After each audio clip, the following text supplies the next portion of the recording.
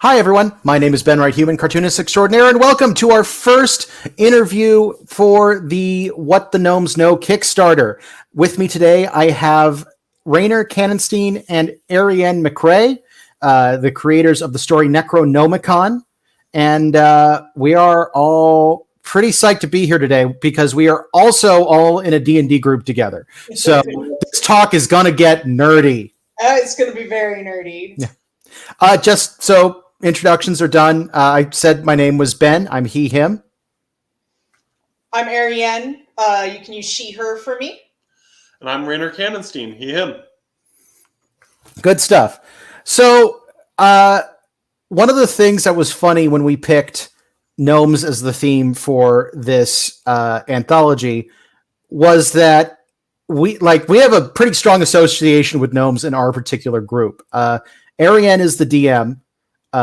And we're doing a homebrew setting, and I was wondering if maybe you could talk a little bit about Verlausen and what that is. Yeah. Okay. So my homebrew setting is Verlausen, and the really original base idea behind it was that it was a magical post-apocalypse. So it was a universe where magic had been around. It was really big. But then something happened, something called the Great Arcane Cataclysm, and all magic left and disappeared. And the thing that I ended up sort of struggling with, it was supposed to be a low magic setting, right? So not a whole lot of like big flashy people going around and sorcerers and whatever. That was in the before times. That was pre-Arcane Cataclysm. After the Arcane Cataclysm, it's a lot more... a lot lower magic. And one of the things I ran into was there are a couple of races in D&D that are sort of inherently magical. And gnomes were the big one that I really struggled with. Because, like, halflings, you can just say they're just short people. Dwarves, again, they're just short people who live underground. Elves, I guess elves are a little bit more magical, but, you know, they can be sort of this holdover from the ancient era, and they're fading away, and, you know, very Tolkien sort of style.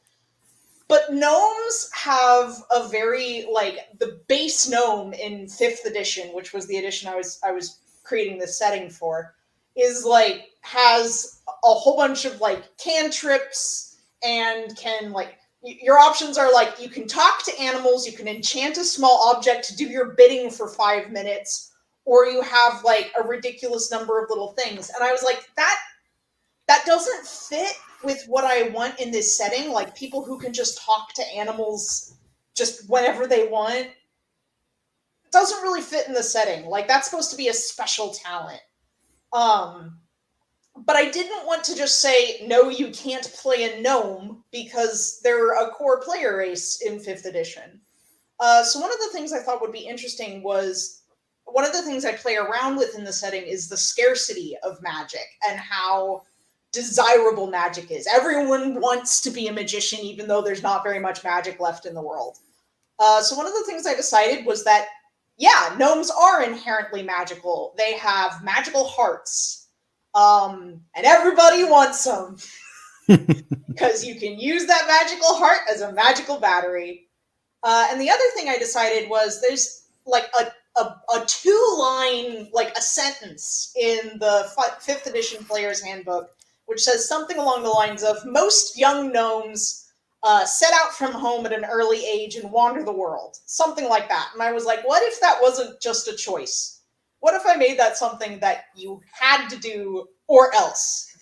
And the or else bit is every gnome's magical heart is extremely sensitive to magical force fields and magic items, including the hearts of other gnomes. So if you get too many gnomes together in too small a space, everybody starts having heart attacks and dying. And hearts explode, and it's bad. So gnomes mostly set out. They live in like groups of 1 or 2, traveling on their own.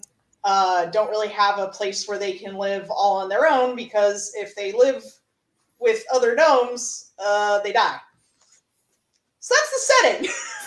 And that's what gnomes are in my setting. Oh, shoot. I was trying to do the exact opposite of this.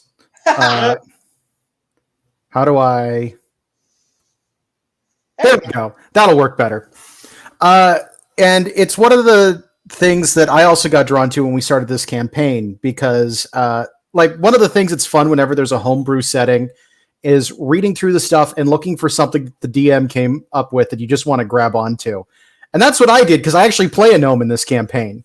And I also gave the gnome, as their motivation, the one thing that a gnome can't have in this setting, which is a tight-knit family. Yeah. And that ended up being a great thing to explore. Meanwhile, Rainer played a former gnome hunter.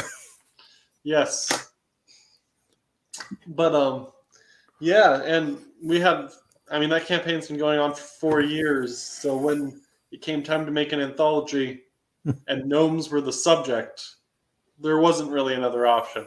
Yeah. Much. It was going to be Verlausen. I knew from the instant we were like gnomes. I knew that the story that I was going to make, whether I was just writing it or if I was doing all the art as well, I was going to write a story about Verlausen gnomes. And When, oh, sorry. sorry, I wanted to ask, Erienne, you were the writer on this, and Rainer, you were the artist for this particular project. Yes. Erienne, did you have a hard time coming up with a story that people who weren't already familiar with Verlausen could understand? You know, I think the thing that worried me the most originally was I was like, I don't know if this is it. Like, this is kind of weird for gnomes. You know, like gnomes being this like magical race that gets hunted for their body parts. Like, does that really fit with? And then I think it was Rainer. Rainer looked at me and was like, the Smurfs. They're literally, what's his name? Gargo, whatever. Gargamel. Gargamel literally wants to eat them. Yep. Like, yeah, gnomes, little gnomes being hunted, things like gnomes being hunted for what they can, the power they can bring people. That's totally part of the myth, the whole mythos. There's nothing wrong with that. Yep. Oh, sorry. Just wanted to say, just real quick, I noticed that a member of our party just arrived. Yes. Can you go ahead? We'd asked you about this, and we never heard back. Can you let us know in chat if we're allowed to use your name?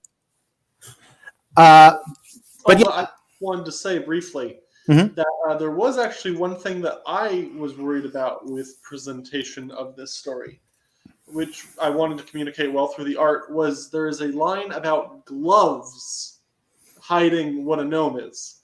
Because in this world, gnomes have 5 fingers, and halflings have 4, and gnomes pretend to be halflings.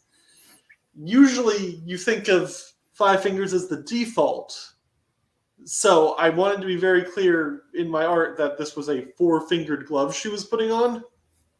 And I had to work with that a bit, because normally I make kind of blobby, indistinct hands. Yeah. And that's a tough thing to try and communicate anyway. Like, Yes. and I remember there's even a line of dialogue in there where the gnome hunters bring up that they thought about how a 4-fingered pair of gloves wouldn't fool anybody. Yeah. So yeah, that is definitely a challenge to figure out. Also figuring out how a 4-fingered glove would work. Like, Yeah, I just did. yeah, what I would always think when I was trying to do it is you kind of curl the finger in there, so that finger, like, you can't, when you make a fist they come apart, but that's the best I could come up with. Yeah. Ricker, you went with kind of a painterly style in this, didn't you? Yes, and that was a fun part of it, is that this is actually we want to talk about the story of this whole group, which is have we mentioned what character is in this comic yet? I don't think we have. No. Yeah, no.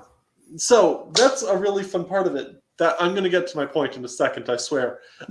But this anthology was actually, or not this anthology, this comic was a collaboration between the entire D&D group. Because that person who was in the chat earlier, the character in the comic is a character in that player's character. So PC's backstory. HJam, which is their YouTube name, their character their player character is married to a gnome. Yeah.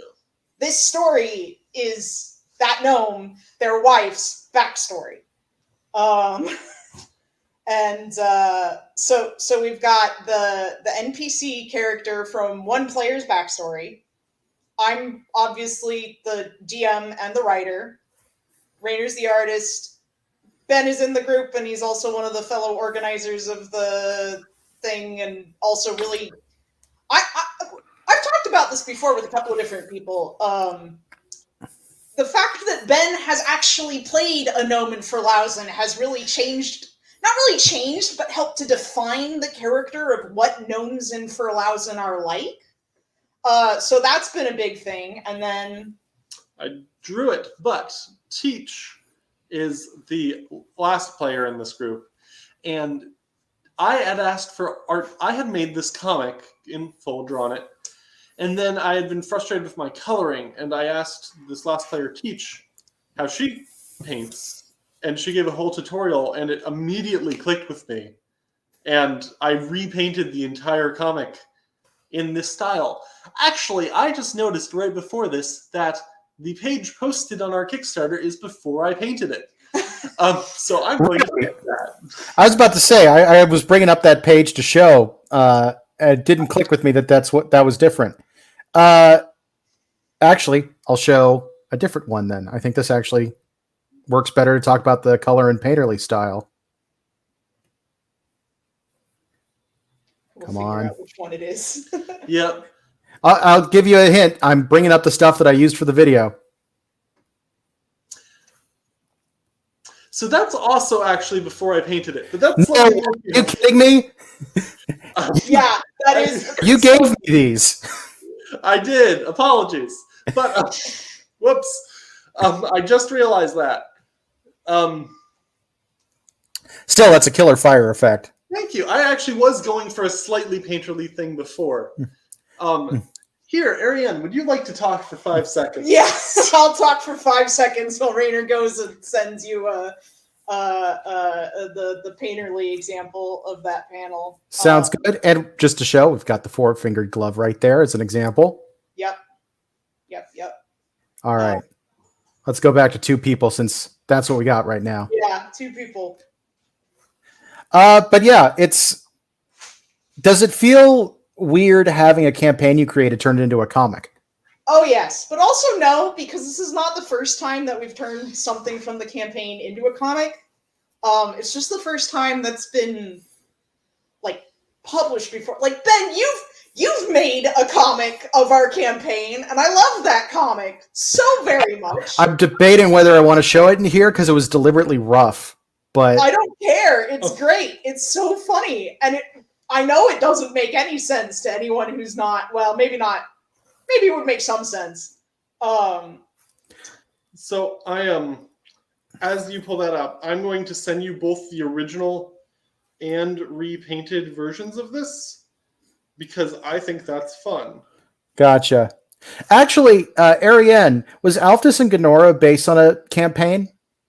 No, it was not. Alphys and Gonora was, for those of you who don't know, Alphys and Gonora was my webcomic that I started way back in, like,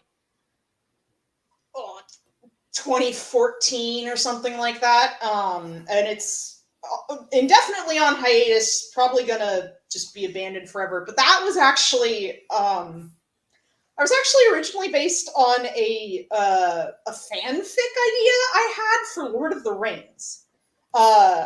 And I thought about setting a campaign in the same world, but it would have been the other way around. It was not, the webcomic came first with Alphys and Gonora. All right. Sorry, I'm getting all these illustrations. Rainer, is the first one or the second one the painterly version? The first one is the painterly version. That's what I thought. Possible, I'd love to be able to switch between the two just to show the difference. Yep. I'm working on loading all that right now. Okay. I just realized I did this in the same window as my StreamYard stuff. I can fix that. It is a pretty big gosh darn difference, in all honesty. It really is. It really is. Like, All I'm right, let's get that shared. looking at the iPad over Rainer's shoulder right now as he's like turning on and off layers, and it's a completely different show. I'm being heckled in the chat.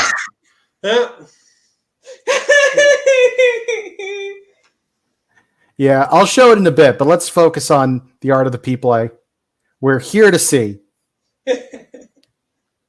There we go. So this is the original non-painterly page, I believe. Yes, it is. Let me hide this.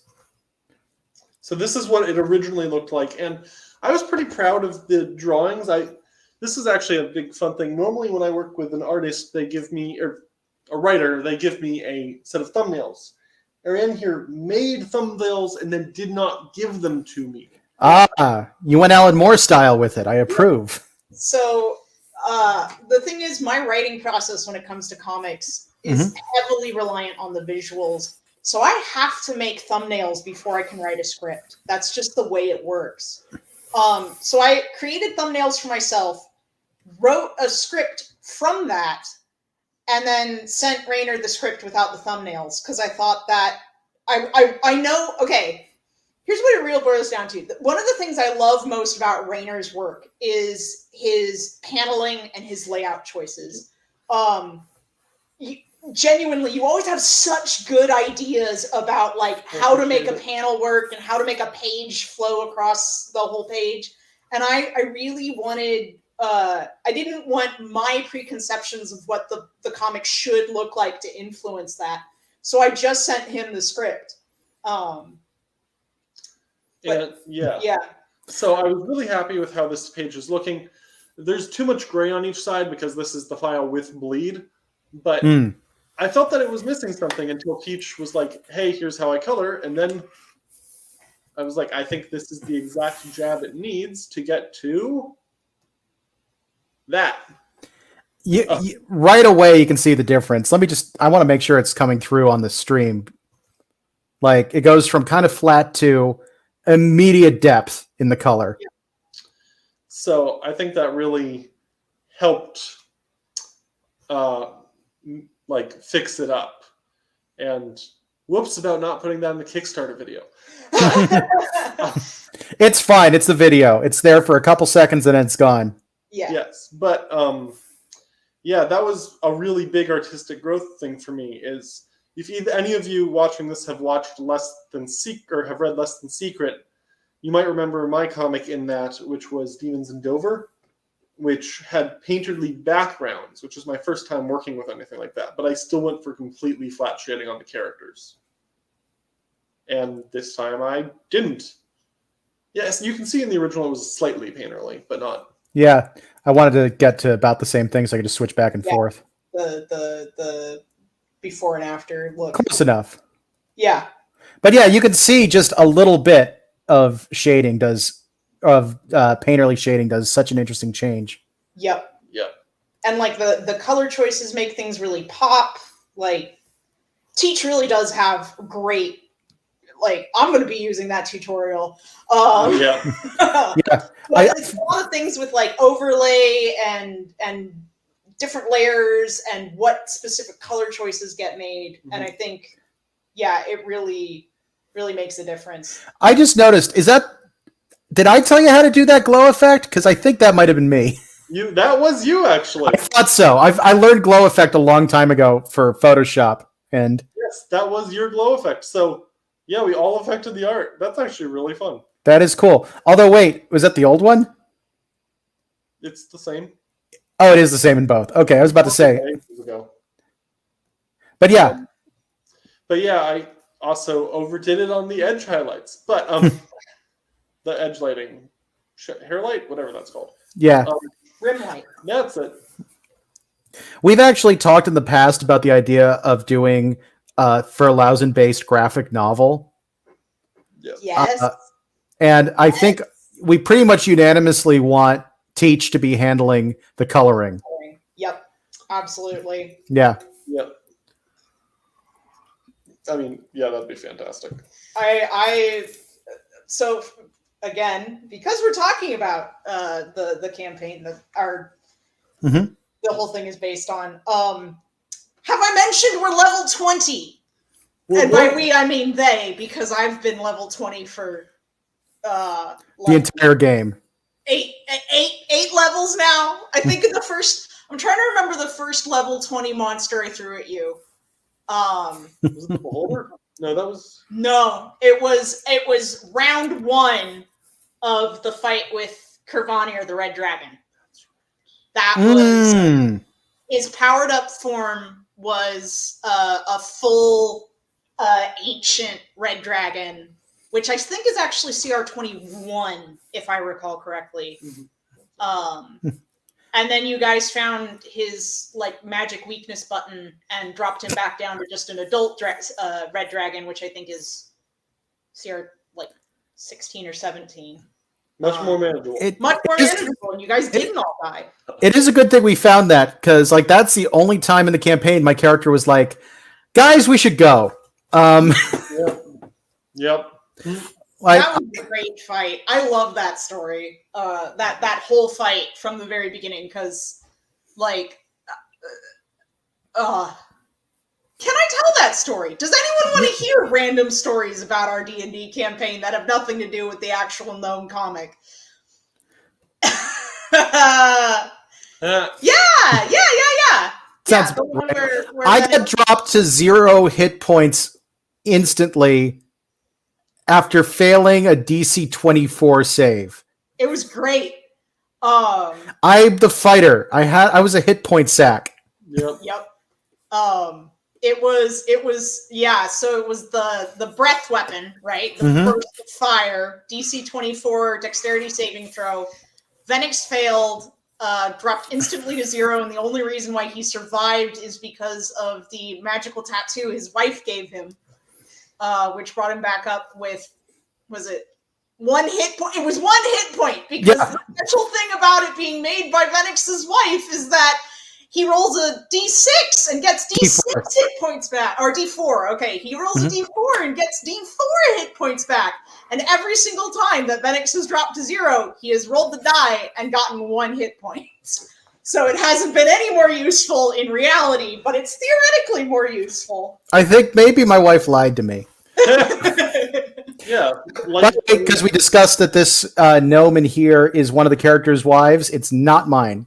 No, yes, we have 2 gnome wives in the party. Indeed. Rosman, who's the main character of the comic that Rainer and I wrote, and Kit, who is Venix's wife, who is the big difference, the very, very big difference is Rosman is a necromancer and does necromancy and brings zombies to life.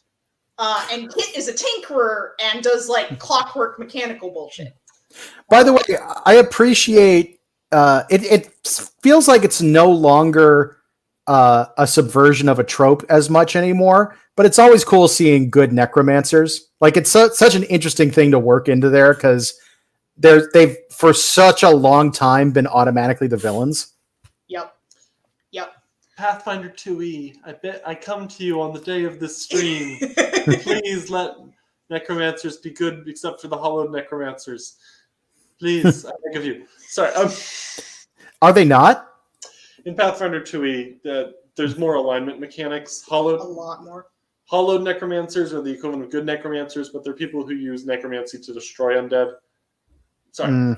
Well, so that's another tidbit about Frlausen is actually so pre-Arcane Cataclysm, back when magic was really, really big, there's actually a kingdom which is, you guys actually know it, it's the Kingdom of Alakna, the Dragon Empire, was for the longest time, necromancy was 100% legal as long as you had donated, you did it with a body that had been donated to science beforehand.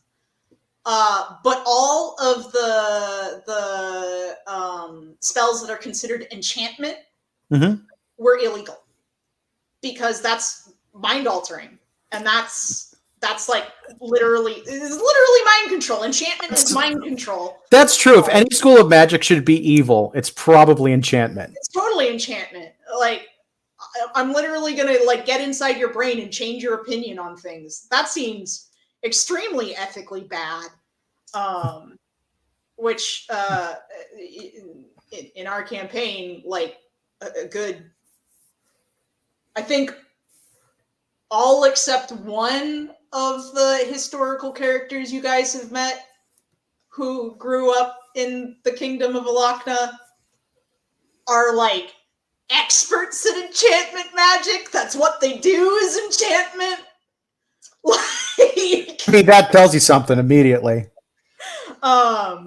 It was illegal for the common people. It was illegal for the common people. The crown prince and crown princess, neither of them could decide which of they both wanted to be the crown prince / princess, and they killed each other over it, or attempted to kill each other over it. Expect this subplot in the Desert Coast graphic novel coming sometime. Coming, God knows. But yeah, enchantment used to be extremely illegal. Or if you got caught doing it, now a good enchanter will never get caught doing it because they'll just modify memory, so you don't remember that they did it. But yeah, yeah. Oh yeah. man, that's hard mechanically. That is pretty good. Also, hi Kelsey. Howdy, Kelsey. Yeah, I imagine it is an interesting challenge. Yeah, I could see. Man, doing a bard that doesn't use enchantment magic is impressive. Like, that's what bard magic is. Yeah. As the designated min-maxer, you can't give up hypnotic pattern. Just give the one excuse. Just the one. It's just a distraction. It's fine. Yeah, just the one. Technically, is cutting words enchantment? No, it's not a spell, technically. Yeah. Oh, no, what am I thinking of? Vicious Mockery. That's what I'm thinking of. Ooh. Oh, is it? I'm sure we could look it up. I don't. We could. Like. I really want that to have its name changed for a future version, just to be called Sick Burn. Sick Burn. Fit as well. It would fit as well as Lichand. Is that what it's called? The spell that, or Necrotic Touch. What was this? There's Chill Touch. Yes, Chill Touch. The one that does not do cold damage. There. Hypnotic pattern to get Shatter. Shatter seems like one of those really cool spells in very specific situations. But thankfully, it's like if you have a hammer, everything looks like a nail. You'll figure out a way to do it. Oh, yeah. Yep. We wish we had a bard in our party. I hope Teach is watching. Anyway, Teach is not here to defend Mikri, so there's no bard in that party. Yeah, one of the characters in our party, it did in fact start out as a bard and is still mostly a bard, but almost never uses music to help us. So we always joke that we don't have a bard in the party. It's just a warlock. Hey, to be fair, now Mikri is mostly a dragon. This is true. Very generous with magic items. Getting back to the actual to Necro-Gnome-Icon. Yes. Question for Rainer: what was it like designing someone else's character? Weird. Weird. So I actually would have thought to have sent you all the stuff earlier, but I did a lot of sketches. Yep. So HJam had I think one sketch of Rosman. Hey, HJam, can we share that? Sketch of Rosman. Yeah, let us know. But yeah, one of the other things that's funny in our group is everyone's an artist. Yeah, it's very fun. Yeah. We all really have very different styles. We have an entire channel on our Discord that's just character art, so we can find it again if we need to. We just got permission to share it. Sweet. So, do you know where to find that, or do you want me to grab it for you? I should be able to find it. But yeah, so The character art channel in our Discord. Yep. Which is specifically for this. exactly. Now, we're pretty bad about labeling stuff, so I'm always digging, but also it's amazing how often I'll dig and realize that for some reason I didn't put it in character art. Yep.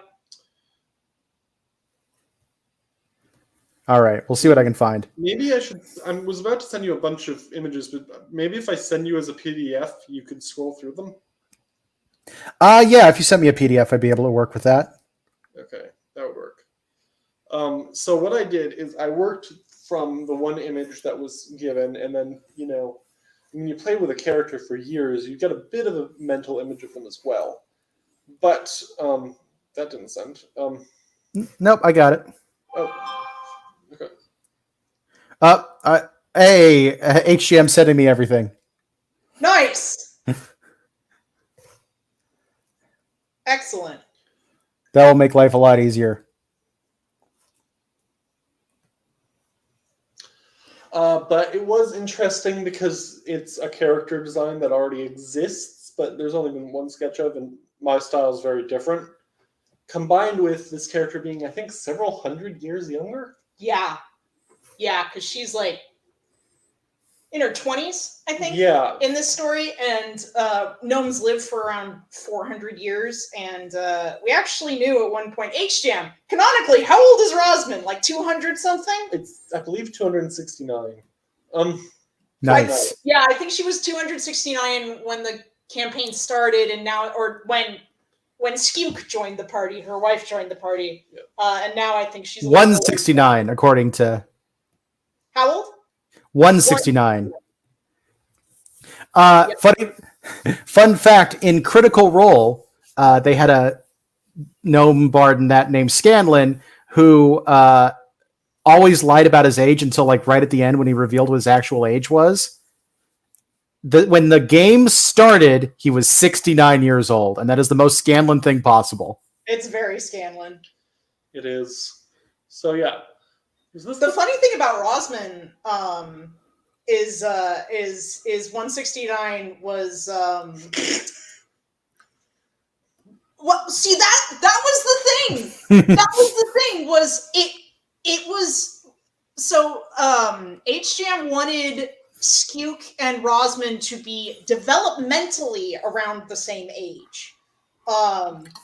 So the equivalent, and they had already decided how old Skewk was, which I think was 28 or something around that. And they did the math and did the equivalencies. And Rosman's age just so happened to come out to 169 if we wanted Rosman and Skewk to be about the same developmentally, which was great. That is. I mean, So technically it's a little bit more precise, but So you're telling me it was actually a coincidence, which is wild. I mean, I imagine. coincidence. Yeah. One or two. Yeah, a couple of years, one direction or another wouldn't have made much of a difference. So It's true. By the way, my character's basically an infant. yes, he is. So here's the. Okay, I just want to say briefly, drawing a white-haired, grizzled, scarred young man that's 2 feet tall is very difficult. Yes. Yes. He's a deep gnome. Young, white-haired, grizzled and scarred, Gray and like skin. 4 years old. I mean, to be fair, they're like considered developmentally an adult by like 20, right? Yes. Yeah. So I was technically an adult. It's just they don't. We like to joke about the fact that gnomes theoretically take a while. Oh, but Ben, were you? Did you get the PDF I sent you? I did. I'm actually just about to share that. Sweet. So yeah, these were some of my first sketches from here. We had talked about actually that apparently this character Rosman had younger hair in her youth. Yeah, shorter hair when she was younger. Shorter, not younger hair in her youth. And she grew it out because her wife likes her long hair. Yep. Because her wife is a bird and doesn't have hair. Yep. Venix is somehow the party dad and an actual child is completely correct. I just realized, Fates, you're Teach, right? Anyway. Yes. You can finally defend yourself when we make fun of your not bard.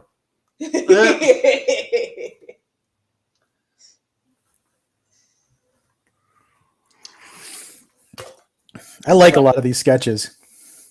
I like you trying to figure out the freckles too. Yes, this is my first time drawing freckles. Freckles are hard to draw. Also really hard to draw gnomes that are human proportioned.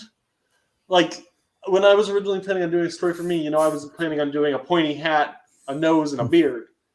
And then it's like, oh, yeah. 17 levels of bard is a bard. The 3 overwhelm. It's fine. Eldritch Blast. But yes, the freckles were difficult to figure out. I had never done that before. And the proportions of making her look like a gnome was also quite difficult. I had a lot of fun with this character design. Yeah, it's funny because like the main trick is to make the head bigger proportionally. Yes. That's usually what I ended up having to do. Figuring out the size of the feet is one of the harder parts. Yeah, because you can't go at halfling. Right? I don't know why Rainer has trouble with freckles. It's what layer mode to put them on and how to spraddle them.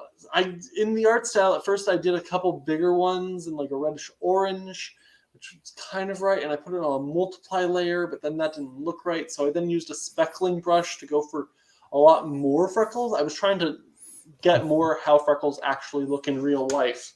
But when I did that, it just looked like dirt, if I recall. So the reason freckles are hard is because you made it as hard as possible to... How are you supposed to do it? I don't know. Make a couple dots. The reason why freckles are hard for Rainer is because he was going for a realistic painterly style, and realistic freckles do not look like cartoon freckles. I am proud of how I wound up doing the freckles. By the way, I appreciate the trying to figure out how dress or skirt would work. Like the stretch right there. That I always have trouble with that. It's tough. But yeah, no, I find freckles quite difficult because I want them to look right. And I want them to look consistent. But also, everyone I know draws tons of characters with glasses. I mean, I wear glasses. I just can't. You don't wear glasses. This is true. I should wear glasses. I'm basically blind. I usually don't. You fail to wear glasses is what you do. Which is funny because you're literally wearing glasses right now. Yeah, because the computer screen's far away enough I can't see it. That's fair. I can't see what is happening on screen when I do this. One thing I did want to bring up, just because it got mentioned in the chat, a few people are noticing that not all the messages from the chat are showing up on everybody's stream. That's because we're actually simulcasting to 2 YouTube channels right now. We are sending it through my original YouTube channel, BWH Comics. We also have one through CanonWrite Productions that we just started up. And in order to help build content, we are streaming to both. So if you're not seeing everything that we're posting on the chat, that's probably why. You probably just have people that are in the opposite video. So don't worry, nothing is broken. It's not unlike when you stream on both Twitch and YouTube simultaneously, and the Twitch comments are different from the YouTube comments, except it's just 2 different YouTube channels. Yeah. And it's just confusing because the YouTube icon's popping up for both of them, but it doesn't say, hey, this is in this one. Yeah. But yeah, it is. So do you do any of the stuff that, like Erienne has talked about this, how when you design a character, you try to figure out what the shapes of their body is? Like, try to remember with one of your other characters, Ulundo, there were a lot of triangles, right? Squares. Ulundo is rectangles and triangles, but mostly rectangles, yeah. There have been so many doc sketches. Shoot, never mind. Wait, what's that say? Nothing. Someone wondering where Teach was. Yeah. So I do that now. Mm-hmm. I didn't previously. So for the character for this campaign, I had years of trouble drawing him, literally 4 years of trouble, because I had not figured out. Mm-hmm. Don't reference reptilians. They don't work right. Their skulls are not shaped to work in art. I was purposely drawing, every time I drew Kjell, I was drawing an inaccurate caiman skull. Have you drawn a caiman skull? What is that? Eventually, I got him to work when I just made him shapes. It saved my life. Yes, in this campaign, in this thing, I don't remember what shapes Rosman were, I think, mostly triangles, but I did use those. But don't draw Cayman skulls. That's relevant somehow. I think we just got a Brennan Lee Mulligan rant. That's amazing. I appreciate the compliment, but sorry, that just caused me years of pain. Use shapes. Because you think a human skull works like it's the sphere and it's the square. It's not like that on reptiles. It's weird. Irrelevant. Just look at this so we could figure out the shapes thing. We can actually see in some of these you're undershaping. Yeah, a little bit. Yeah. Circles and triangles. I was trying to be... she's the circles because she's the young and the innocent, and then she's the triangle because she's a necromancer and, feisty. Got that youth. Got to get that hip out. Gonna murder some people. Yeah. Gotta kill a whole bunch of people. There's a lot of Deserve to be killed. Moida. There are more corpses in my comic in this anthology than in all the rest combined. You do have one of my favorite things in the entire comic is that 2-page spread you do. Yeah, agreed. And you were workshopping that a long time. I'm trying to decide if we should show it or Yep. You do think so? I was a little worried just because I don't know. Is that something we should? The climax of the story, is that spoilers? Is that gonna? That's what I was wondering. But it's also really cool and not that crazy out of context. Yeah, it is very cool. I think, personally, my philosophy Yeah. is that, personally, I like to buy comics I know what they are. That's fair. Especially when it's expensive. Yeah. Like, you're paying for a full color comic, and that's just the problem with full colors. It costs a lot. It costs a lot to do things in full color. Yep. But there's a reason webcomics can make money. I mean, yep. So Everybody knows what unable to share. a webcomic collection is just. It's all the same story. It's all the same art, but people will buy them anyway because you get the physical copy, the art book. Okay, it's at that time. Yep. There we go. Dang, this is a good version of it. By the way, just heads up, everybody. This is some primo horror imagery. Zombies. Thank you. Oh, actually, okay. Well, that doesn't matter. There was the slightly overshaded version, but whatever. Doesn't matter. Just share it. It is all good. These files were really weirdly set up. Who can I blame for this? Yourself, unfortunately. No, I'm gonna blame the gnomes. Sure, that's someone you can blame. This is a 2-page spread from the actual comic. Woo. And I love just the cape transitioning into the cape on both movements and the arm following the action. Like, this is some complex comic storytelling. When I say that, like, Rainer's sense of flow over a page is my favorite thing about his art, this is exactly the kind of thing I mean. Like, when I said it's a 2-page spread and the zombies come out and kill everybody, I knew Rainer would do it justice. Thank you. It was fun to draw. It really came out great. Like, it's funny because doing shots like that, I love doing them too, but man, it's hard to conceptualize and get off the ground. There is one kind of like that in my story, but that was Ian. He actually thumbnailed that and said, or did like a rough thumbnail. I was like, can we do something like this? And I'm like, yeah, we can make that work, but it was not my idea. Thank you. Yay. Yeah. Again, like, literally, so Rainer and I have known each other for, how long have we known each other now? Don't want to think about it. Yeah. We met in 2016. And literally, basically, since I've known Rainer, he has kept, like, a folder on his computer, multiple folders on his computer, of just his favorite comic spreads and his favorite, like, pages of manga, and we'll sit down and we'll analyze sometimes, like, what makes this one work? Why does this one flow so well? And, like, I don't do that. when I do a comic, it's like, if you've read any of my comics, it's like, here's my 9-panel grid. Yeah. It's 9 panels. It's a grid. The character is in the center of the grid, in full shot, basically the whole time. Like, obviously, that's not truly the case for all of my comics, but a lot of my comics are like, here's my 9-panel grid. Here's my 4-panel grid. Here's my grid. I'm not going to do anything special about it. And I don't think Rainer has made anything on a grid in his life. Yeah, it's your story in Lesson Secret was a 4-panel grid. Yep. Actually, I do have a funny thing to say about that, which is Ben, Rainer, or I'm Rainer. You are Rainer. Erienne and I met at the Center for Cartoon Studies. And it was actually quite funny.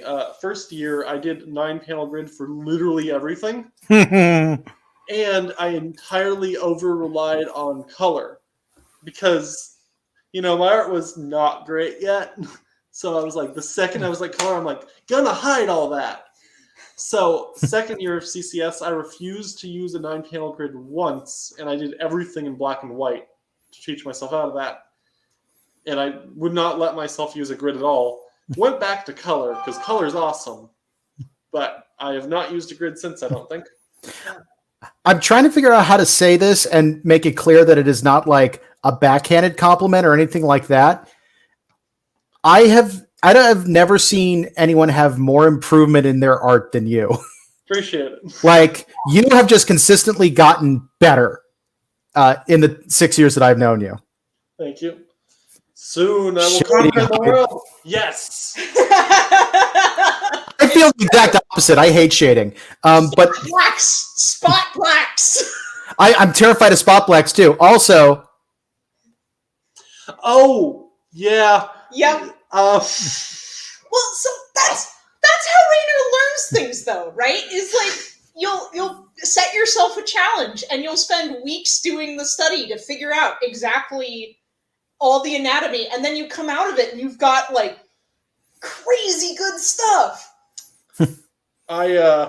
What is being referred to for those in the chat or watching is that I got a copy of Perspective for Comic Artists, and then I spent 3 days on each example he gives, doing nothing for 3 days but copying those over and over and over and over and over again. I just realized, are you talking about the David Chelsea book? Yep. I actually have that right here because I think I showed it to you before you got it. I got that one from you. Yeah. I have it handy just in case anyone wants to see it. Let me just real quick. I actually did that after the comic, so expect my next book. Yep. So this is a book that I know is a little controversial. I remember at CCS being told that most of the book is garbage except for the last chapter.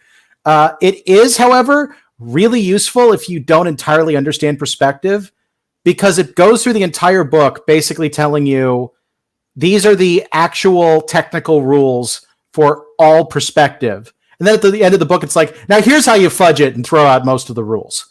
Okay. And it's just, if there's something specific you're having trouble with in there, it is valuable to know. Since we're talking, this is a creator interview. We've been talking a lot about me. We'll go back to Erienne in a second. Oh, yeah. I want to share my philosophy of artistic improvement. Okay.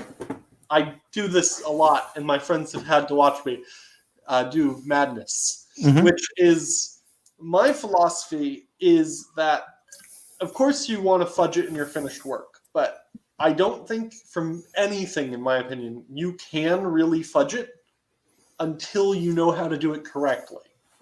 Right. Like, I'm not good at anatomy at this point. I don't think I'm great at it. It's something I struggle with. But at CCS, it was terrible. So every day after class, I spent an hour doing like drawings of bone connections and stuff. Just because getting the realism as exactly as I could. And of course, I don't do realistic proportions or anything like that anymore.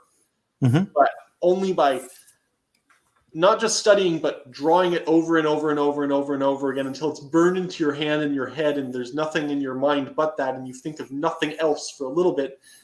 do you know then how to draw like Calvin and Hobbes? Is my artistic thought, which is often probably known as madness. Like it's like I've said this before also, even Picasso started with portraits. Like it does really help to know the rules so you can know how to break them. Yeah, also, just because it's relevant. I'm just watching Rainer learn something starting at the atoms. Yeah. Like, this is how Rainer learns everything. And I love it. It's great because it's completely different from how I learn it. So how do you? Because what I do is I go, okay, I want to improve one specific aspect of my art. Mm-hmm. And what I will do, like, I've tried for a while. I've tried in the past to do I'm going to study it at the atomic level. I'm going to go down, bake it down with bare bones. And that never really works for me. What does work is picking a subject that I care about that uses that in the extreme. And then doing that over and over and over again. I get that. Like I got really, really good at drawing beards when I was drawing a webcomic about dwarves. I got really, really good about drawing braids when I was drawing a webcomic about dwarves that was trying to update like 3 times a week. Erienne does draw good dwarves and good beards. I got really, really good at that, and it wasn't because I sat down and I was like, oh, what do beards look like? I'm going to study beards every single day for, 30 weeks. It was, I'm writing a comic that has a lot of beards in it. I'm just going to draw beards as best I can over and over and over until I get to something that looks good enough. And then, 6 months down the line, that doesn't look good enough anymore, so I got to find a new way to draw a beard. Yeah, I'm a lot closer to Arienne's style of the two. I tend to learn how to draw stuff the first time I have to draw it. Like, I remember the one time I did a lot was I was doing there's a series that is probably permanently backburnered at this point called Roulette that I was working on. And revolvers were a big part of that. And those are complicated to figure out how to draw. No. And that's one of the few times I really studied revolvers to know what the different parts are. Because that's the other thing, especially with machines, it really helps me to know why something's there.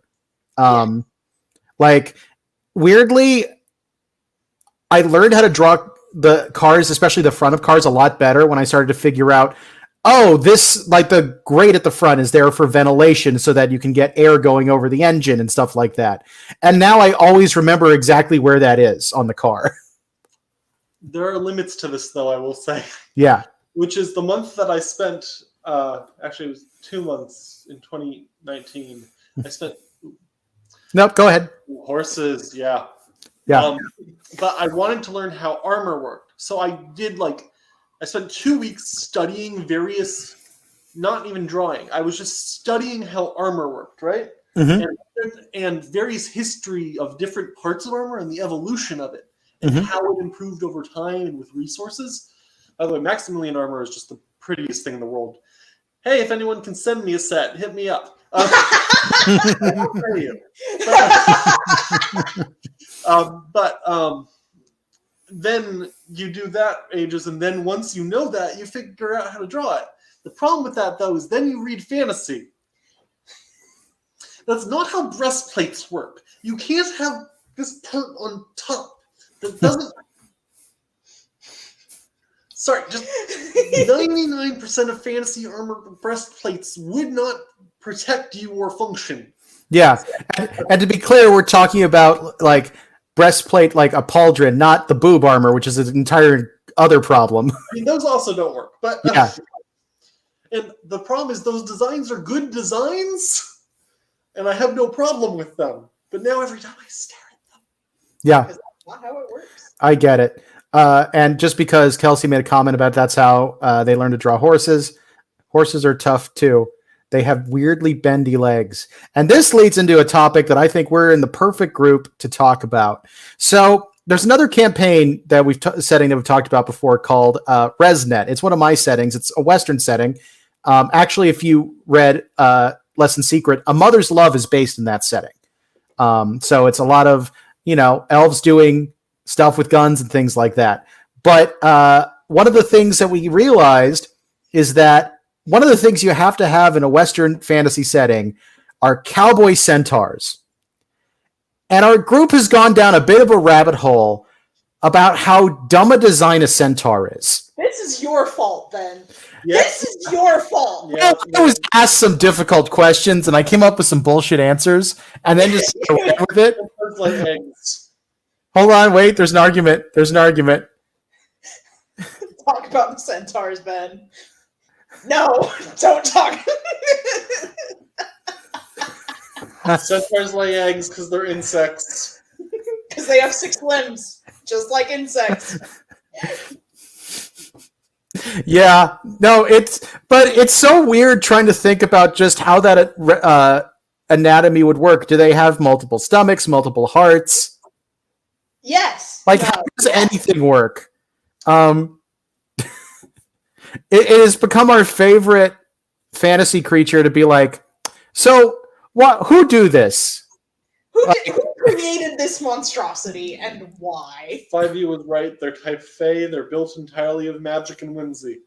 If you cut them open, they're whimsy in there. Rainbows. Just You should make them arachnids instead, just for...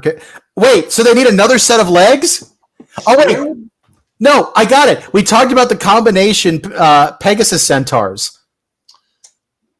That'll do it. sure. Of course we got one. Hey! But a lot of Greek monsters in particular were combinations of different things. Most of them make more sense than the centaur. I'm just going to go ahead and say it. Wasn't there a thing where the centaur was... It's just a drider. It's true. It's true. Yep. Arachnid centaur. It's just a drider. So Yeah. God. Our friend Teach always gets mad at us for this conversation for some reason, and we always like to deride her. Anyway, But and she hates puns, so that was a double whammy. Yeah. hey. Terrible. But I just noticed every time I'm pointing at the screen, I'm doing this for some reason. Hail Satan. But Ben actually raises a very For some reason. But Ben brought up A Mother's Love, Mhm. which is in the Resnet setting, which we have to play someday. We But, really do. if you're in the comments, convince Ben to run Resnet in Pathfinder 2e so I can play an Ifrit inventor who can explode themselves. No, but this group has been really fun. I mean, you've seen all the members of the group. H-Jam, Fates Champion, History, has actually been a really good source of like creativity and comics and such. Absolutely. Like, there's another stream I did a while back that was in honor. I was creating the level 20 character art for my character, and I actually went through a lot of the art in that stream and broke down all the changes and all the story points that we'd had. One of the things, so there was a conversation I had a while back, actually with Kelsey in the chat. And one of the things that came up is that D&D is at its core a war game. And I mean, we'd had a discussion. I also brought it up with you guys because I was curious what your thoughts were. And Rainer, you had said that it is a war game, but not just a war game. And if you want just a war game, there are other systems that do that better. And I've been thinking about it because I feel like the things that are most interesting to me about D&D are the parts that are not the war game. I'm least interested in combat. For some reason, I like how they do storytelling better. And it's just one of the things that's wild about this whole system is that you can tell such intricate, complicated stories through it. And it's completely changed how I work as a writer. Yes. That's not to say Kelsey was wrong. Different opinions. Yeah. I mean, oh God. Matt Colville made a new video 2 days ago, and I've been talking about nothing else since. It's a good video. I highly recommend it. But I think he actually made a comment on Reddit that he posted on Twitter that, never mind, going to go, Yep. Gonna go on a tangent there, but yes, it is interesting how like different working through a game can tell you a different type of story.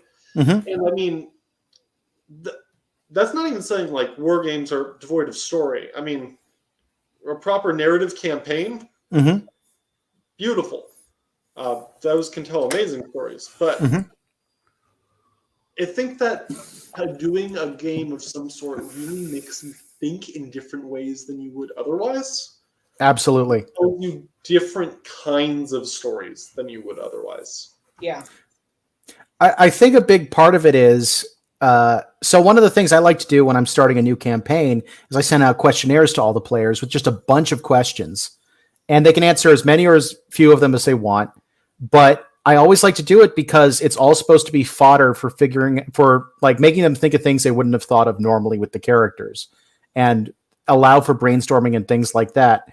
And that's what a lot of these systems do at their core. That's what the backgrounds are in 5e. And mm-hmm. Yeah, which is why I'm so excited for my Peasants campaign. We really are just talking about D&D for this stuff. I told you that's what would end up happening. Oh, yeah, I warned people. For anyone who knows in the chat, I'm planning, or knows what I'm going to be talking about, I'm planning on running Sailors on the Starless Sea in Knave, 2nd edition. Mm. And what I love about that is Ben just said all this stuff about making characters. Sailors on the Starless Sea is a funnel. You show up with 4 and 3 die tilt by the end. And the idea there is that you have to figure out your character by doing things, right? And over time, whenever backstory you make is improv in the moment. And the entire game is thinking as your character who wants to survive, how to survive the situation. It's an entirely different set of mechanics that tells a very different set of stories. But it's not lack of story. It's a different story. Yeah. Right. And I think that that's the same way we're making a comic. In the same way, a 5e campaign and a Knave campaign. Mm-hmm. Oh God, what's on my head? 5e campaign and a Knave or 5e campaign and a comic get your minds thinking in different ways. Different tabletop RPGs do in the same way. Yeah. It's funny because one of the other things that we talked about, because Rainer, you're really interested in old school style of D&D. OSE is not specifically original Dungeons and Dragons, but it's based on that, right? OSE is based off of BECME, which was debating. No, it's based off of the one that came out at the same time as AD&D, but is not. Gotcha. But one of the things that you talked about with that I always thought was interesting was there is kind of that Knave system where your characters are very likely to die early on, and by the time they get to the ability to do things like raise dead and stuff like that, that's when they have a personality by then. Which is an interesting way to look at a lot of this stuff. Stuff was much more of a meat grinder back then, but the story literally came from what happened. Yeah. Yeah. And I mean, it's an improv class. I mean, all RPGs are an improv class. Yes. Yeah. I feel bad because I tried to get people into I like to try to get people into Fiasco for a while. And I love Fiasco. If anyone doesn't know, Fiasco is basically strictly a storytelling game where you spend about 2 to 3 hours putting together a Coen Brothers plot of where you create these characters, come up with their relationships, their flaws, and then put them in a situation. And by the end, you're lucky if nobody's dead and if anybody does not have their life ruined. And the problem is I've played this with a number of creators, and I always find out that after they start doing it, they don't realize that role-playing means acting. Mm-hmm. And so many of them are just not comfortable with that and don't have a good time. And I feel awful. But wait a minute. I can't believe we haven't done this. I've wanted to play Fiasco for years. Kelsey, we have to play Fiasco. You would love it. Yes. That is going to happen. You totally would. Urban Shadows. Yeah, anything powered by the apocalypse. I mean, love Powered by the Apocalypse. I love all tabletop RPGs. I love systems. I love all the differences in systems. Yeah, I'm the odd man out in that I'm not a big fan of Powered by the Apocalypse. I do like Monster of the Week, but my introduction was Dungeon World, which I have some serious problems with. But it's I don't know as much about Urban Shadows. I didn't realize that was powered by the Apocalypse one. We should play Apocalypse World, the original. No, we totally should. Yeah, honestly, I'm always down to try any of these things. Our group has played original Pathfinder, Pathfinder 2e. We've played 5e. We've done Fate Core. That's what I was trying to think of. Yeah. Did we do a couple one-page RPGs? Yes. We did. Ghost Echo and That was ages ago. have we played Lasers and Feelings? I feel like I would have run a Lasers and Feelings game with you guys, and we would really enjoy it. I think we set up to do it, and the game never happened. That's my guess. That makes sense. Yeah. See, Lasers and Feelings is very much a one-page, one-shot game, but it's great. I love Lasers and Feelings. We've played 5e. We've played Fate. We did do Lasers and Feelings? Okay. Okay, I thought so. Let's see, what else have we played? We played OSE, Old School Essentials. I'm going to force all of my friends to play Knave. I need to read that PDF you sent. I'm looking forward to it. We play tested the one by the Rusty Quill, what was that called? Ensemble. I don't remember Beyonce. What is Beyonce? That was the character in the Lasers and Feelings, right? No, that was a character in. No, that was a character in the Fate Core one. Yes, the alien. The alien that my alien William hated. I was actually just about to bring that up. Like, one of the things that's also fun in our group is we keep creating characters where at least one person has a serious problem with another character. Like, Yep. I almost went PvP in that against Teach's character. It was great.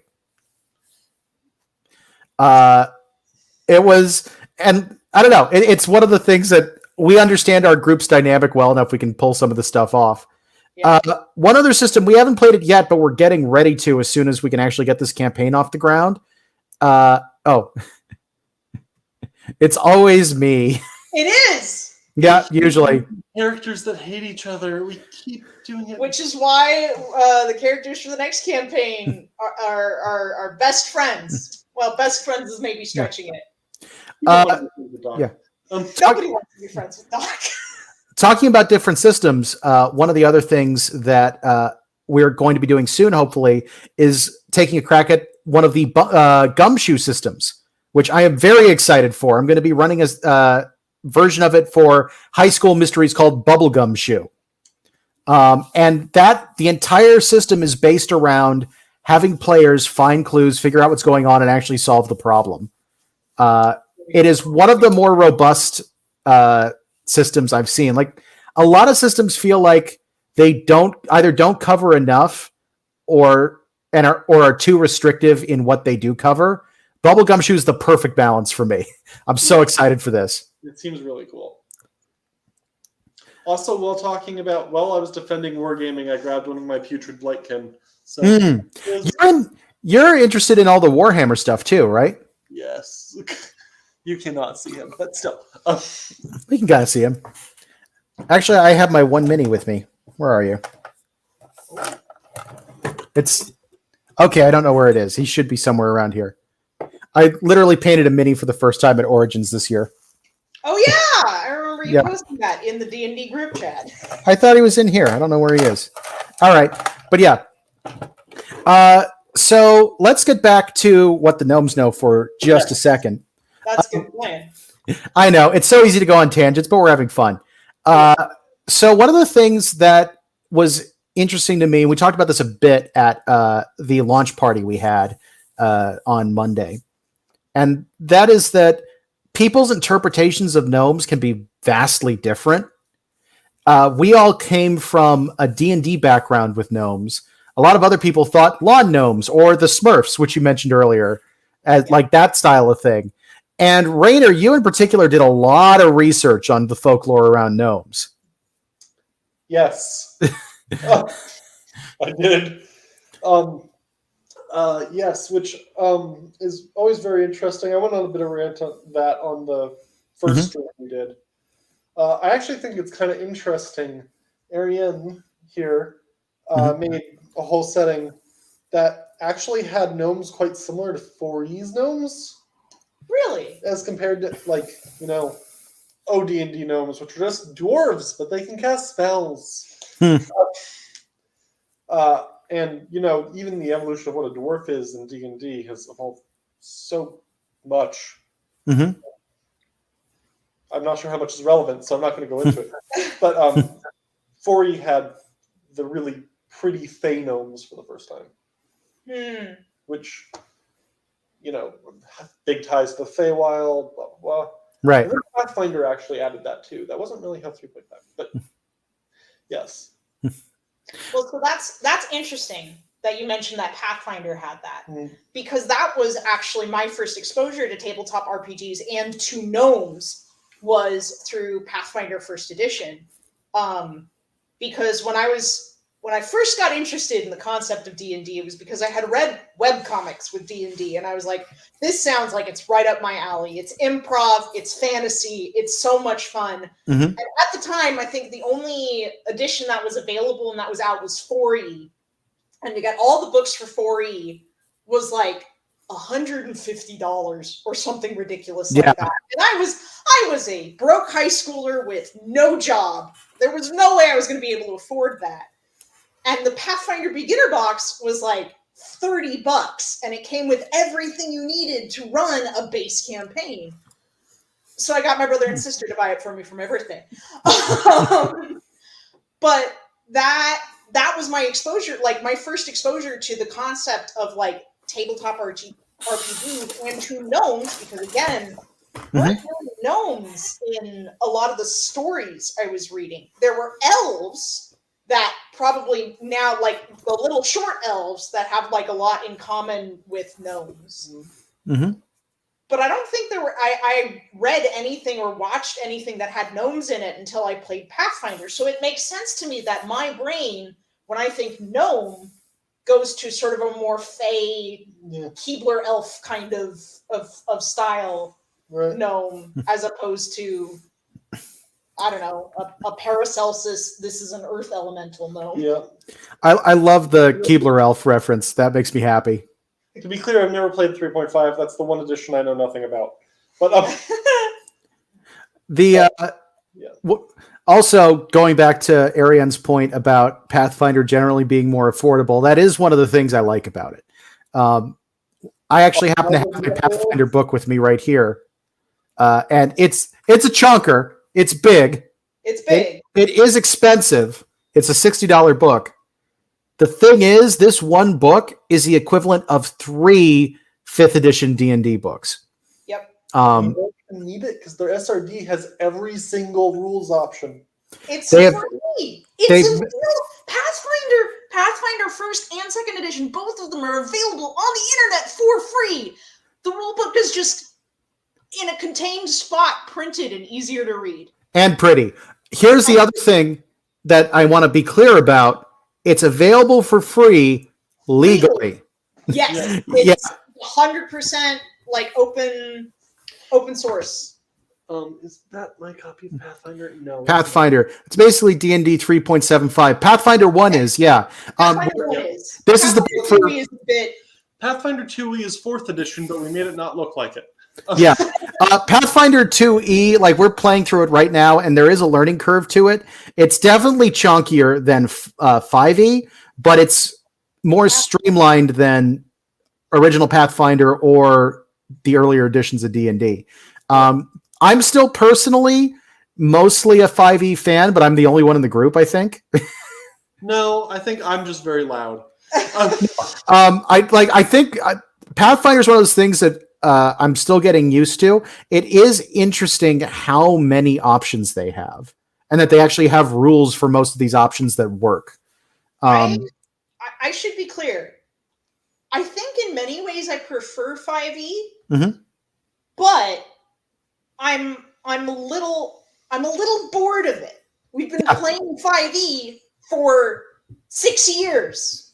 I want something different. I want something new. I want something that, like, actually, I think HJam, yes, they are both good at different things, but HJam actually expressed to me a really, really good point when we were creating characters in Pathfinder for the next campaign, which was the problem with 5e is that once you've played a cleric, you've kind of played all clerics. Like, you can pick a different, domain, or like if you're playing a wizard, you can pick a different whatever. Mm-hmm.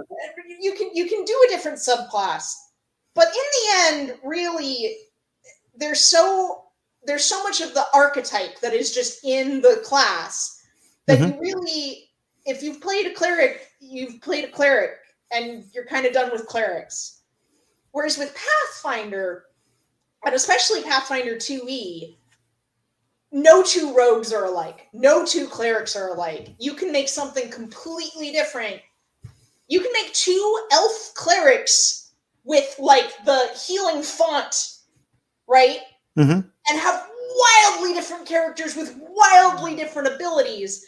And I personally think that is entirely due to a combination of the feat system, which I love the way Pathfinder does feats. It's a skill tree in, like, a video game. It's perfect. It makes great sense. It's so much fun. And the other thing is the fact that you can put points in specific skills, which 5e doesn't let you do. If you're trained in nature, you're as trained in nature as everyone else who is also trained in nature. That is a good point. Also, I want to bring up 5e is good for large groups. Pathfinder is best if you have less than 5 players. I've DM'd for up to 12 players in 5e. It wasn't easy, but it's easier than DMing for Pathfinder. Play Old School Essentials. But Old School Essentials, when we played that, the best thing was, okay, we're doing the 10-foot pole thing. Check every surface. sorry, I like 5e, but 5e is made for 4 players. You can't do more. This is, like, made for, like, 8 to 14 players. But 5e is good. I'm harsh on it, but it's good. Yeah. Also, I just wanted to point out that that Pathfinder book is $60. This Warhammer book is also $60. This is the rules I need to run Necrons. This does not give me any of the core rules. Why do I D&D have book. this? Sorry. It's like a D&D book, like getting Xanathars or something. Yeah. Like, one of the things that that's actually one of the places where I'm really thankful for D&D Beyond. They finally made a way you can get digital versions of stuff. Yeah. Though it would be nice to own the PDFs. But Yeah. It would be nice to own the PDF. Kelsey, I entirely agree. I think that is partly why I am harsh on it, is because it's everywhere and it's treated like the default, when it is good at what it's good at. This is true. It's a good system. It's funny because when I travel to cons, one of the things I come across, and they have booths at a lot of cons, is a system called Emberwind. And it's interesting because my biggest complaint about the system is that they won't shut up about how it's better than D&D. Like, that is their entire marketing campaign.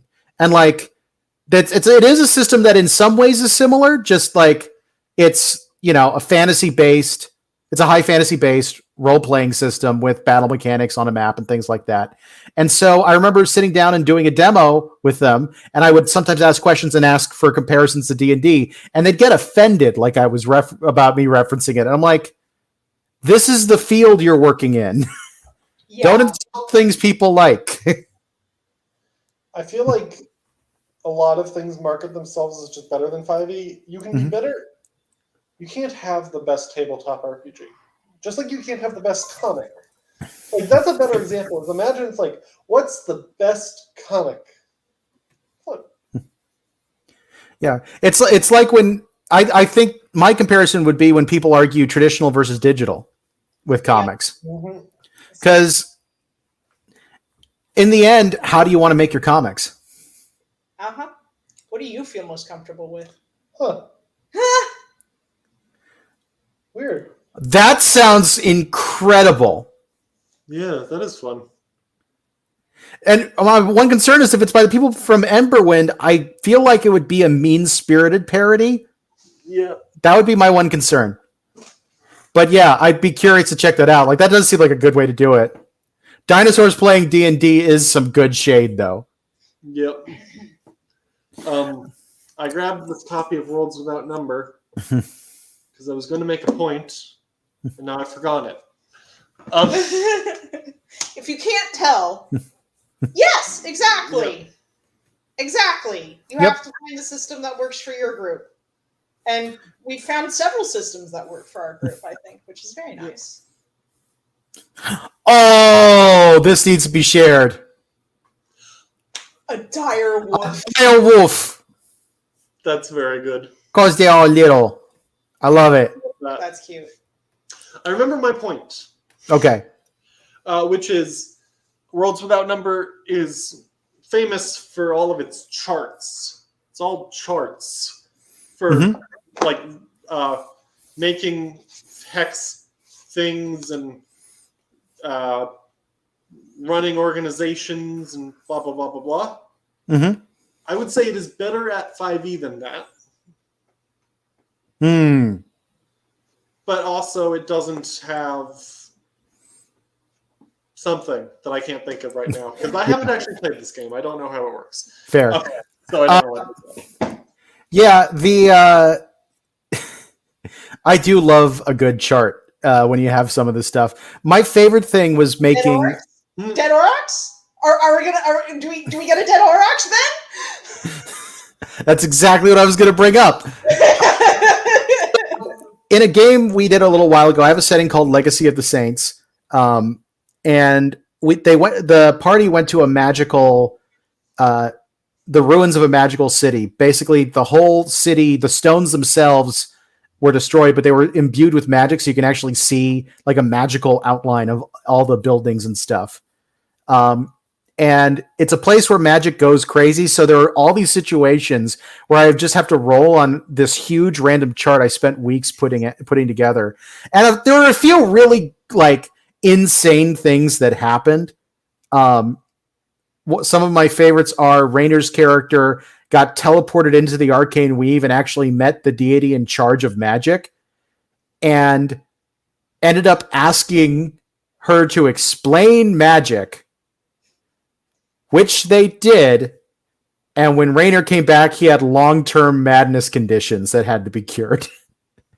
There was also like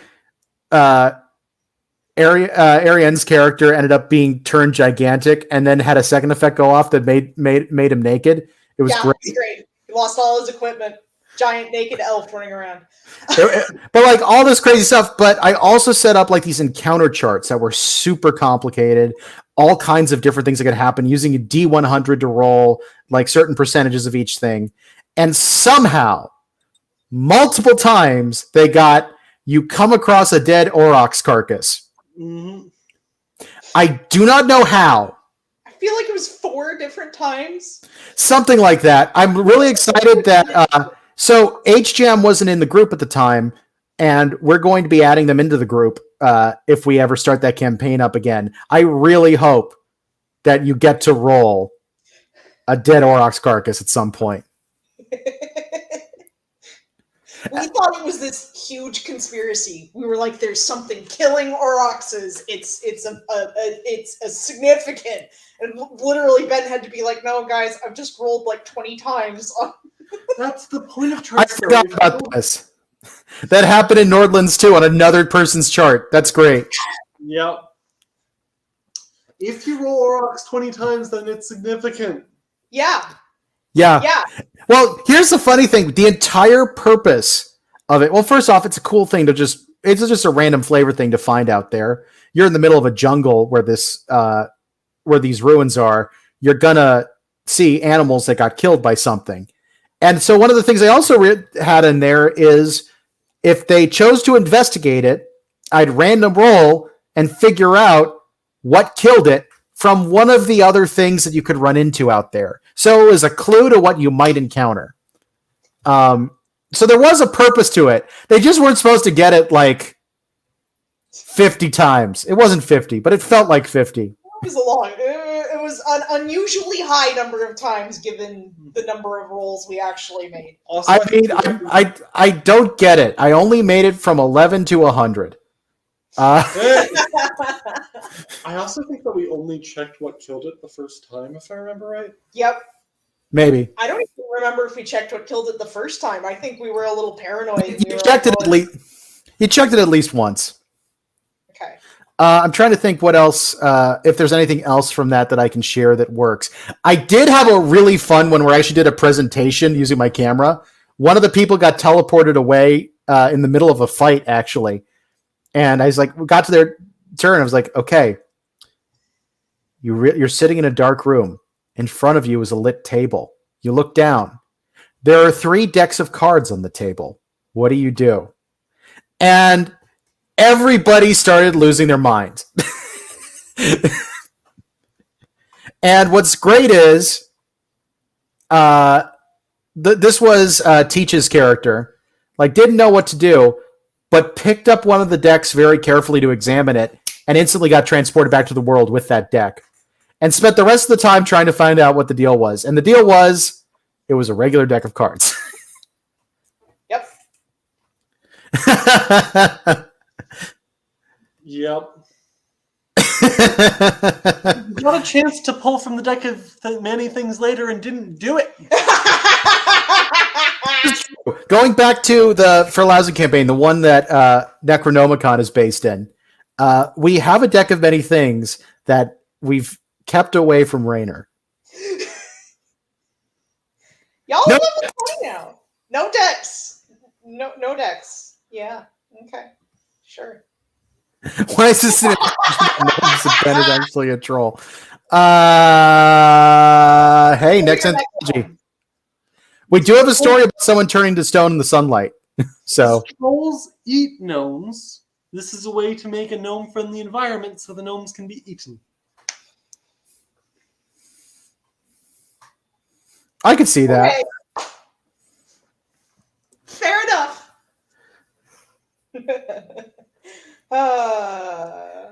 All right. We've been going for about an hour and a half, and honestly, I'm running low on talking points. Was there anything else you guys wanted to bring up before we start wrapping things up? From the chat have questions. Yeah, we've just been rambling. We'll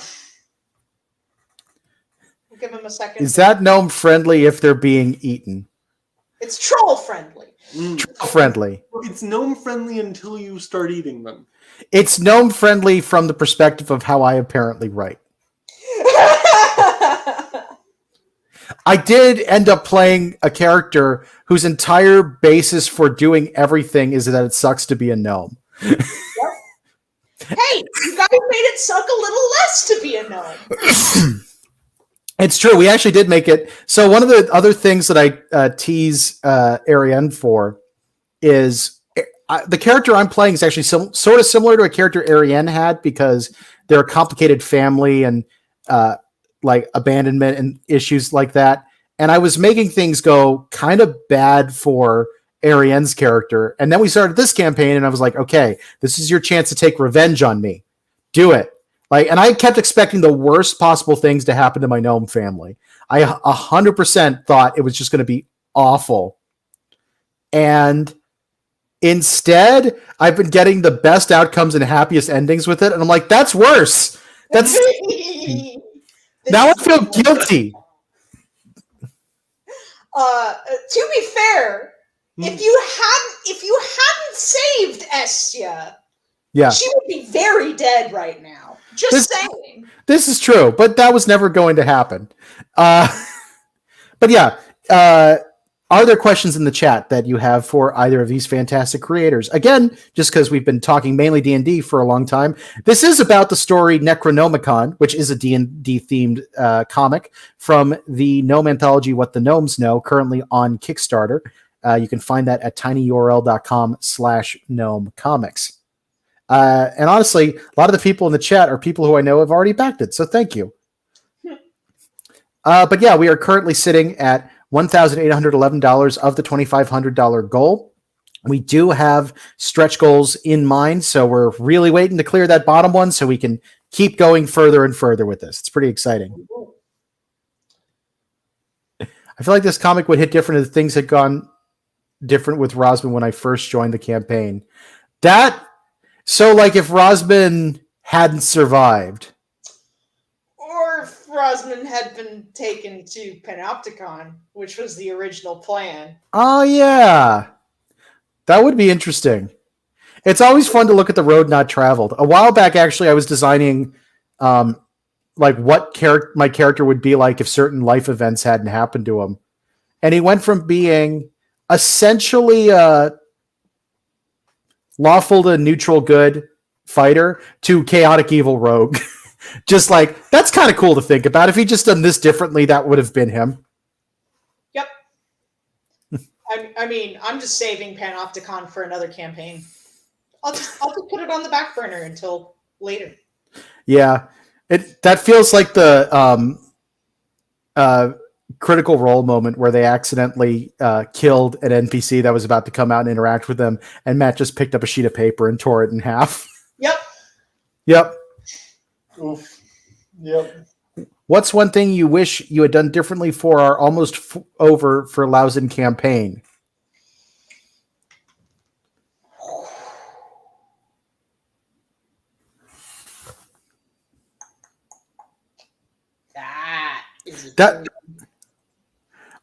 I feel like I could have worded the wish better, but so far that's been okay. Oh, I know. I wish my crossbow shot hadn't missed. Is that something you could have done differently, or do you just wish the dice had rolled? I guess that's fair. So we're going to next campaign. Got it. You know what? I feel like this is not something as a player, I wish I'd done differently because I think story-wise it was more interesting. But if I were the actual character, I wish he'd actually reached out to his family more. Like in the story, because of the Gnome Heart situation, he ended up having to leave his wife and newborn. Like as soon as the day the child was being born, he decided he had to leave because his presence was deadly for the magic heart reason we mentioned. And he was completely gone from their lives for 16 years, basically. And I thought about it, and as good as that worked for the story that we ended up doing, he should have written. He should have stopped by the town periodically and seen them. Like, that would have been the healthy thing to do. Stories aren't made by healthy decisions. Nope. That's good philosophy. Oh, I'm curious about this one. Oh. We're going to have to figure that out. While doing that, Erienne, did you have an answer? I also thought of one. You go first, because I'm still thinking of mine. Okay, here's one. It worked out. Oh. That's cute. Mm-hmm. When I made my character for that campaign, Kjall, this was going to be our big campaign, you know? Mm-hmm. It took 4 years, and kind of got that impression when we made it. Mm-hmm. So I filled out every single character questionnaire I could find. I filled out his backstory from front to back and back to front, and it burdened the story more than it should have. Yeah. Because early on, I eventually scrapped large parts of it just because I had made the character too complicated to figure him out during the game. Yeah. Like, there were too many defined parts of him, which wound up not being relevant to the story. And like, did you even know Kjall was a failed doctor?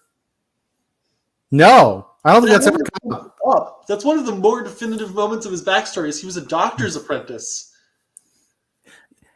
And I regret adding that much. Yeah. Like, there was a solid year there where I was just like, what am I doing? And eventually I decided to just ignore it. And then he became more fun to play.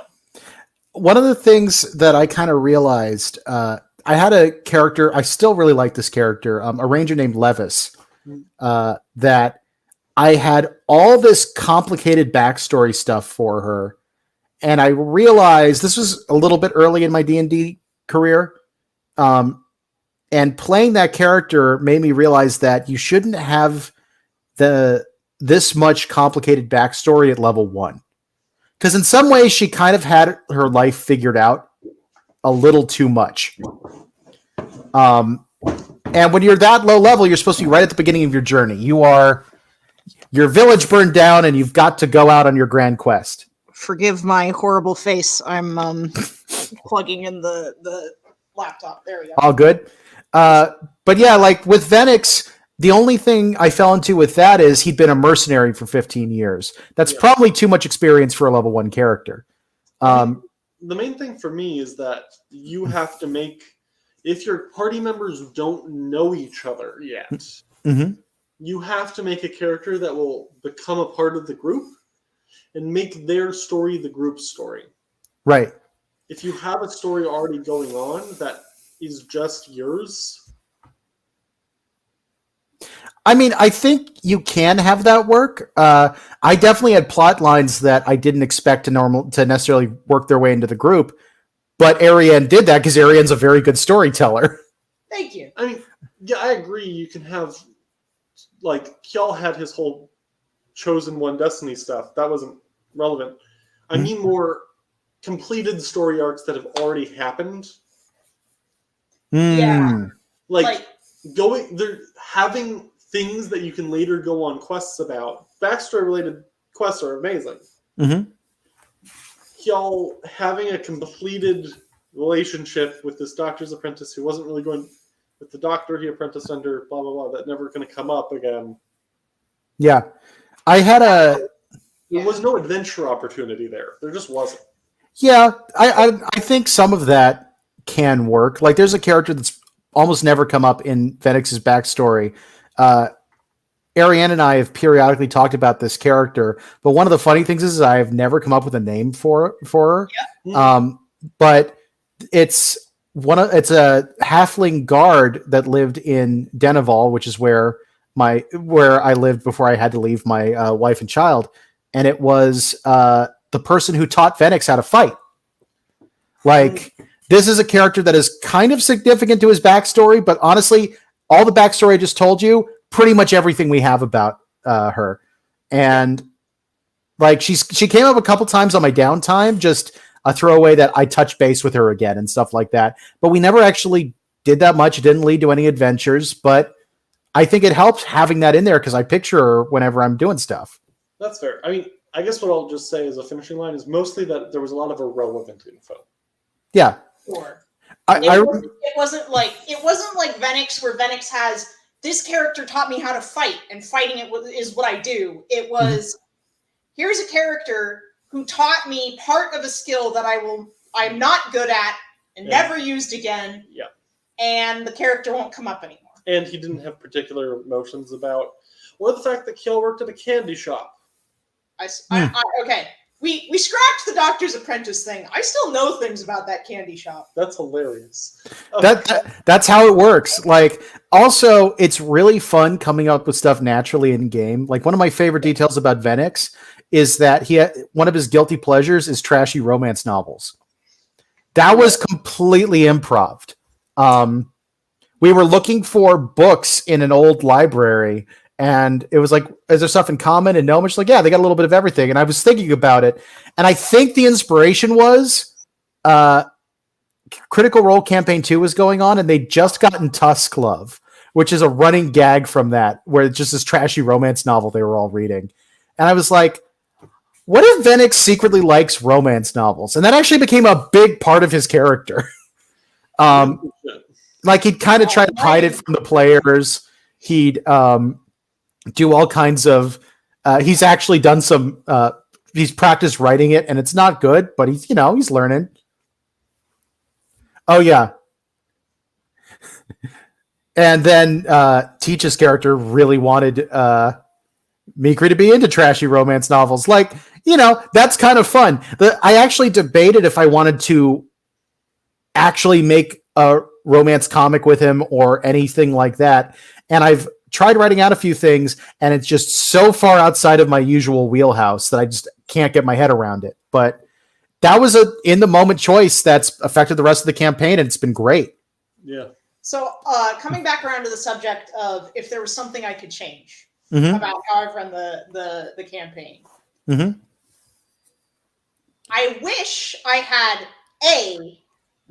figured out what the chaos being meta plot was going to be earlier, Mhm. and B, foreshadowed it earlier. In my defense, I didn't realize that the story was going to culminate in chaos beings until well after level 12.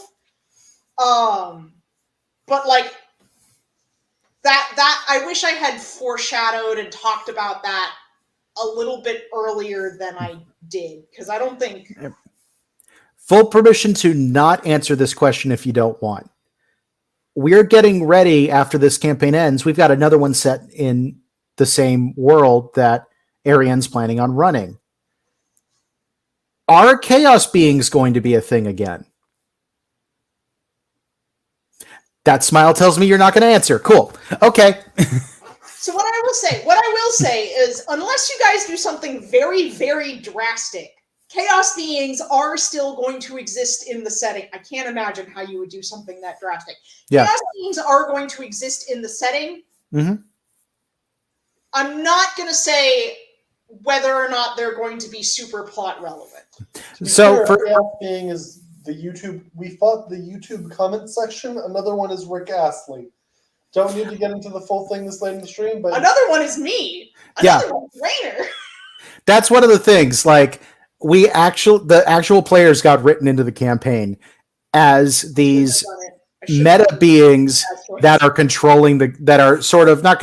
They don't think it's controlling them, but like meta influencing them and making them more powerful and stuff like that. So we're canonically in this, which it was such a crazy choice, and it's a risky choice because that's been handled so badly in the past. But I think this was a good way of handling it. But one of the main things is, in theory, like you basically turned what we do when we play a game into a meta part of the world. I was mostly wondering if the same thing there is going to happen in the next one, because in theory, chaos beings are controlling people again. Again, Sandbox, it's hard to know. Yeah, if you don't, okay. yeah, Okay. it's gonna be very dependent on what you guys choose to seek out. I will accept that answer. I know it's tough to. I always have a hard time not giving away everything. Like, you guys ask me so many Somnambula questions, and I'm like, I shouldn't tell you anything, but here you go. Also, hypothetically, what Kjell did makes it more likely. But We'll find out. All right. I think we're getting close to the end of our time. I'm not seeing any other questions pop up in the chat, so I think this might be a good place to wrap up. All right. Once again, this has been an interview with creators Erienne McCray and Rainer Kannenstine, the writer and artist for Necro-Gnome-Icon, a short story that appears in What the Gnomes Know, a comics anthology currently up on Kickstarter. You can find that at tinyurl.com/gnomecomics. You can also find our guests' work at their respective websites. I'm bringing them up on the screen right now. You have ariennemccray.com, and you also have rfcannon.com. Rainer is also rfcannon on Twitter and Instagram, right? Mm-hmm. And Erienne, do you want me to share your Twitter and Instagram? Don't look for me on Twitter. Or Cool. Don't look for me on Instagram for sure. I've stopped Cool. using it entirely. Oh, good to know. I'll stop tagging you. I mean, But you can. okay. It's just I don't post anymore, so it's not really. My Twitter is better than my website and my Instagram. All right. Good to know. In addition, like, you can find CanonWrite Productions, the group that is putting this together, at CanonWrite Prod on Twitter. You can also follow our YouTube channel. There's actually a new way to get to YouTube channels directly. You type in youtube.com/@CanonWrite Productions spelled out. I don't have a card for that yet, but if you do that, it'll take you directly to there, where we're doing interviews with our creators from the anthology every Sunday, Monday, and Thursday. We're actually going to have different interviewers for each time. We're having Kelsey Crawford, who was also in the chat, and JM Hunter, who will be taking on some of the load, but you'll be able to find it all if you follow CanonWrite Productions on YouTube. All right. Hey, this is fun from Kelsey. Yay. And I pitched you. The next interview is going to be on Sunday at 2 p.m. Eastern.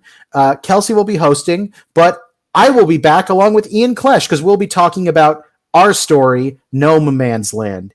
And if you're getting sick of the gnome puns, then, well, I'm sorry, because there are more. What? Good luck on the Kickstarter. All right. Yeah. We will go ahead and wrap it up. Thank you very much for joining us. And until next time, rock on, guys, and never stop drawing. Bye, everybody. Farewell.